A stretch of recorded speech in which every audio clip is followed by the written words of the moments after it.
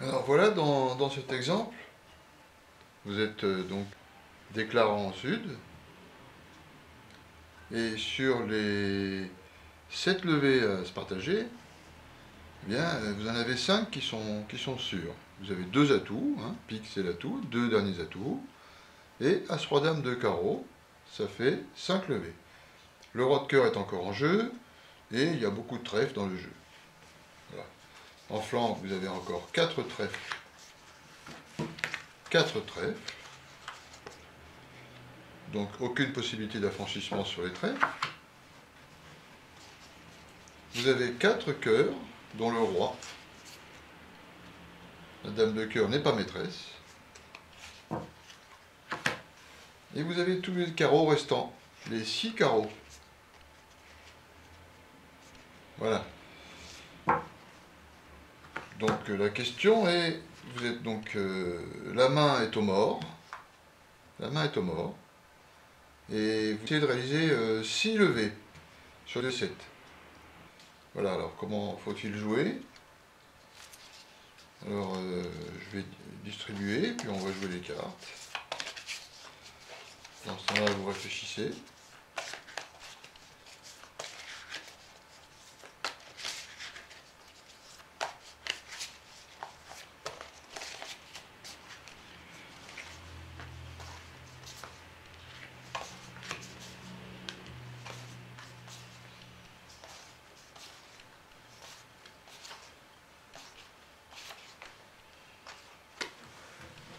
Voilà. Eh bien, vous avez donc réfléchi. La réponse, vous êtes au mort.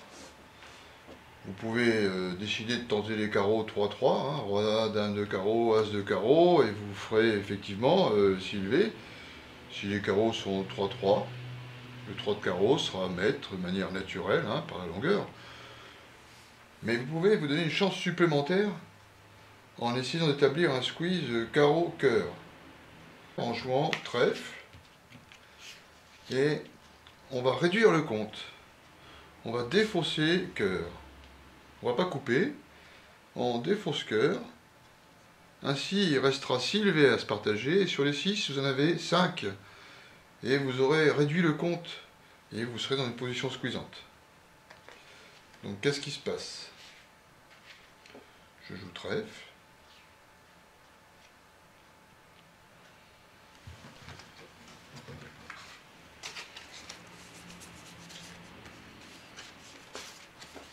Celui-là joue trèfle. Et vous défaussez le 3 de cœur. Perdante sur perdante.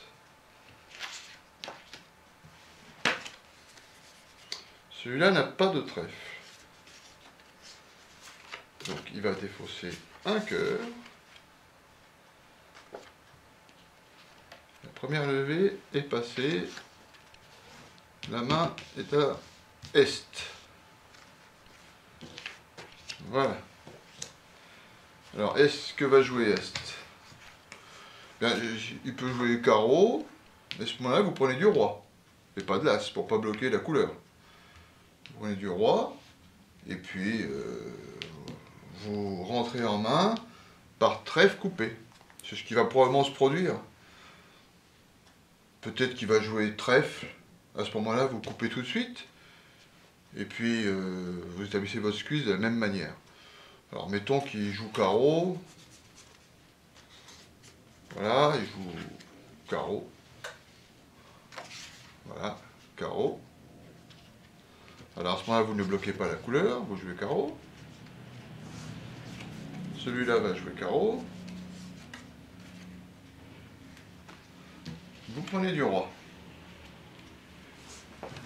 Une levée partout. À ce moment-là, vous pouvez rentrer en main par trèfle coupé et essayer d'établir le squeeze en jouant pique, défausse cœur. Mais il y a un petit peu plus fort, c'est d'espérer peut-être que le roi de cœur il est sec dans une main et on peut tenter le coup en jouant cœur. Peut-être que le roi de cœur est peut-être sec. Alors à ce moment-là, on gagne sans squeeze. Alors, vous avez joué petit cœur, il vous joue petit cœur. On coupe. Et peut-être que le roi est sec. Mais le roi n'est pas sec, il ne tombe pas, vous avez coupé. Voilà, cœur est joué. 2 levées pour le déclarant. Et vous avez une position de squeeze en aller-retour, vous voyez.